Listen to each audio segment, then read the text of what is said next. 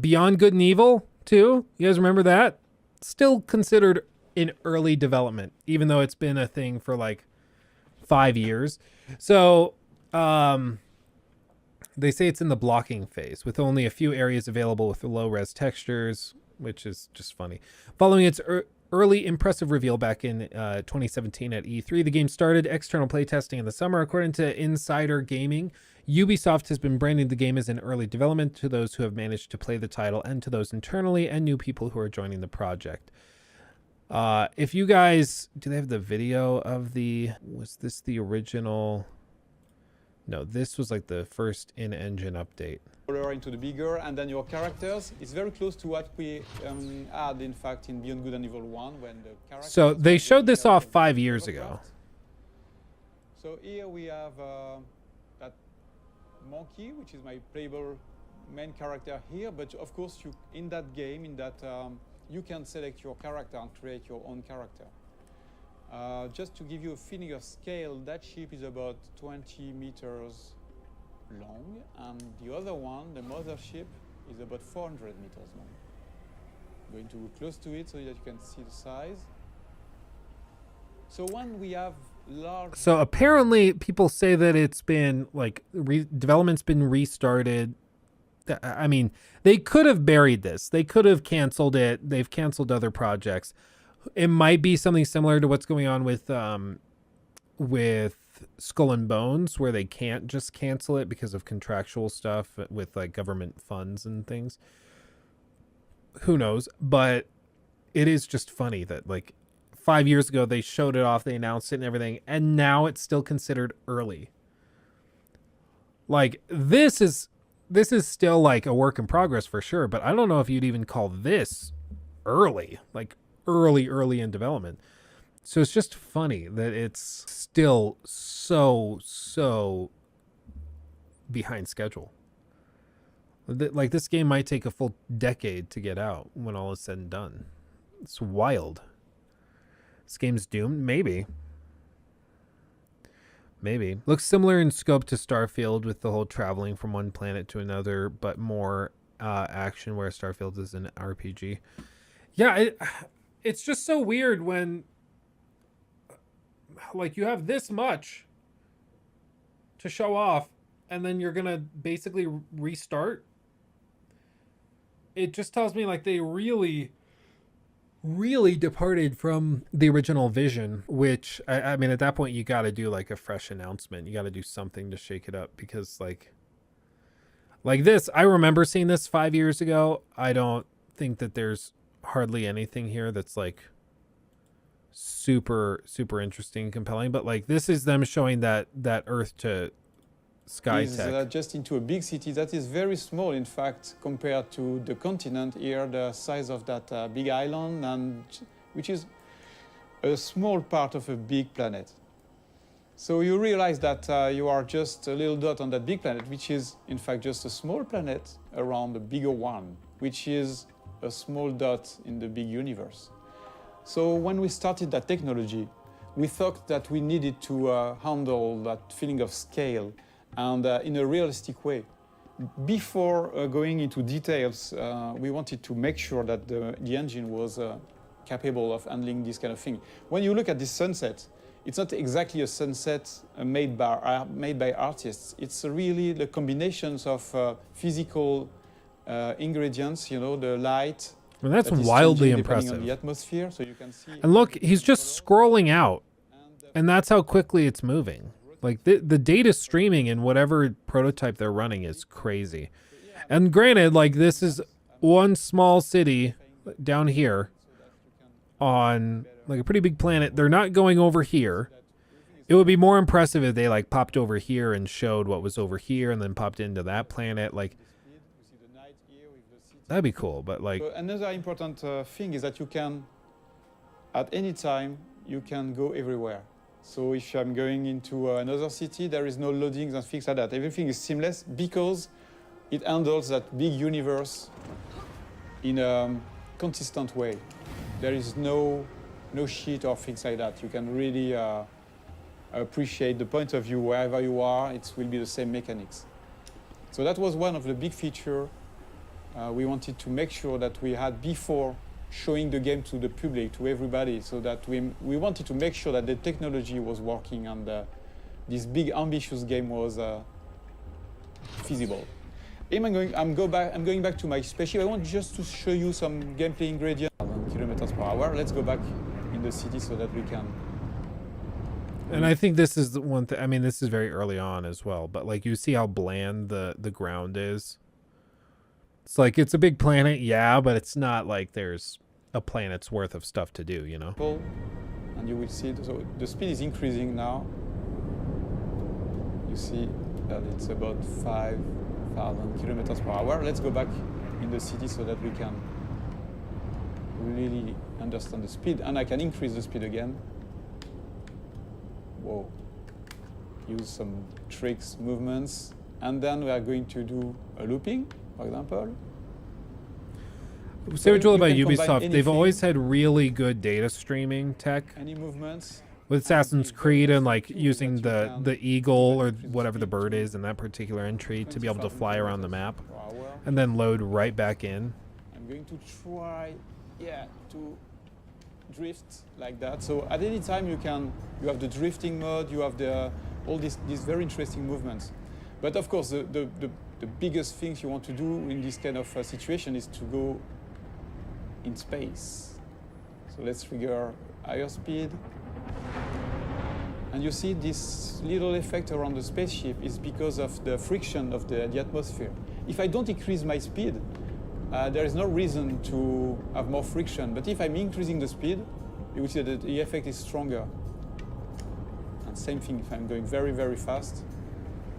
So depending on the quantity of atmosphere, you can have a stronger effect. Until you start burning. But you see, with those very high speed, you can really travel very, very far and very fast. Just changing the time of the simulation so that we can appreciate.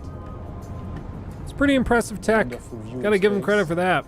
So if I decide to go on this planet or the satellite, which is somewhere around there, I can go there seamlessly. And the further you are of the planet, the faster you can go because there's no more atmosphere, so no more friction. So yes, here I still have a little friction. But of course you can go back onto the planet whenever you want. Let's see it. What's the regular planet surface look like?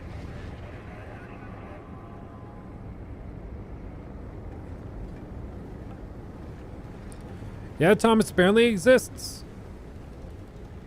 A very interesting thing too is that there's a lot of biomes on the planet, like this desert, or you have frozen lands on the planet, different cities.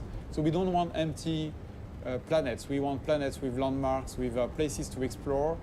There are mountains where you have some monks living there. So they are not empty, repetitive planets. The planets we aim to work on, to make our planets with life.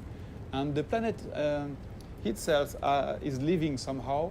For example, that planet has different, I would say, big biomes. Because Different that planet, biomes for sale. as I told you, is a satellite. If you want a rainforest, the it's bigger $5. The one that is in the foreground. A part of that planet is The Amazonian biome protected, is like, a pre-order exclusive. The tech is really impressive. This is impressive. No matter if it's a beta, if it's an alpha, pre-alpha, like if this is just pre everything else, like regardless, to have this running like this where you can zoom out that quickly and seamlessly of a planet and then quickly with like one button press, he can zip right back in. Like this is 5 years ago. This isn't running on a 4090 or anything. This isn't running on a 980, NVMe SSD. So like one button press and he's right back in it. That is very impressive. Star Citizen does it way better. Well, I mean, I would say Star Citizen is further along than this is in terms of content, because as far as we can tell, this is just like a tool set. There's not a game here, right? There's no deliveries, there's no combat, there's nothing like that here. This is just like the set of paintbrushes and that's it. They're showing you what the paintbrushes can do. Whereas Star Citizen at this point has like some pictures painted with the paintbrushes, you know. He showed some flying, yeah, and like they have, in order to build games out, you have different packs and different what do they call them? Every studio is different, but Bethesda, like BGS, called it, oh, what did they call them? Not like chapters. They had specific names for it, but it's like the chunks of the game that you make. So you have like the combat has to be finished and finalized at this point in development, and then you can start going and putting combat throughout the game, but you can't change combat really after that, because if you do, all of the stuff you've done after that using the combat tools will fall apart and will stop working. So you have to like get it, set it, lock it down, move on. And so with this, it feels like they've got the world building and the tools to actually have the engine work properly established. And then they were like, okay, how do we get the game? Like, how do we make this fun? How do we make this interesting? And that's a lot more difficult, because this can be like a really cool tech demo, but like, how do you turn this into a video game that people want to play for 100 hours? That's a lot harder. As weird as it is, like, this is amazingly difficult to pull off, and I can't even imagine the amount of code and custom stuff they had to do to get this working. But they got it working, evidently, because they're showing it off. And even then, like, that was very difficult. But using this to make a compelling video game is extremely difficult, too. Let's see. The footage and images that were made available to Insider Gaming showed barren planets with a number of blocked structures. Buildings that showed any level of detail were very low quality, akin to playing a AAA game on ultra low settings. The game sounds to be nothing like what was shown off in 2018, apart from the spaceships, which Insider Gaming noted resembled the official footage that released in the 2018 pre-alpha footage. It's hard to imagine that Beyond Good and Evil 2 will make its way to consumers anytime soon, and could be a few more years until players get hands-on experience with the title. Beyond Good and Evil 2's development has certainly been a patchy one for Ubisoft, as Kotaku reported that the project had been bleeding cash for years. Alongside this, Beyond Good and Evil 2 recently took the top spot as the longest in-development game ever, overtaking Duke Nukem Forever. Since its first trailer launched May 30th, 2008, Brendan Sinclair, director of GI.biz, or GameIndustry.biz, noted that the game has been in development for 5,297 days, surpassing Duke Nukem Forever, which was at 5,156. Given the amount of time that Beyond Good and Evil 2 seems to still need, it would be no surprise if development period takes over 6,000 days. Ubisoft has been quick to cancel projects like Splinter Cell VR and postpone titles like Ghost Recon Frontier and Avatar Frontiers of Pandora. So it'll be interesting to see how long Beyond Good and Evil 2 will last, and whether it'll make it to release. Dude, they announced it in 2008? What? Hold on. Beyond Good and Evil 2, 2008. This was the original announcement trailer.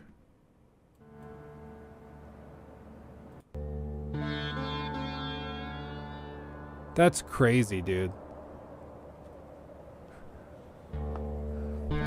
14 years they've been trying to get this put together. This is very 2008.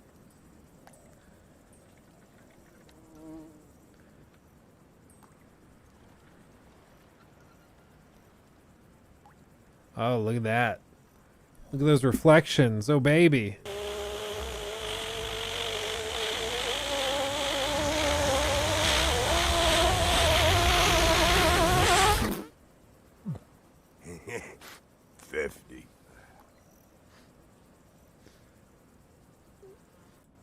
And that's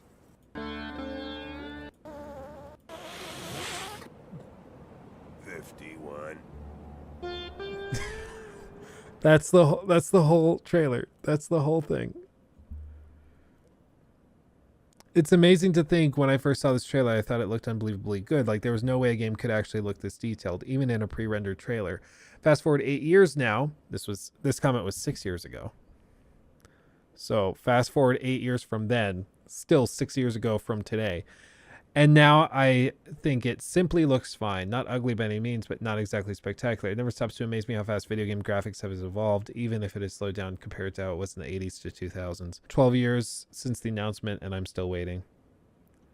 Add another 2 years, dude.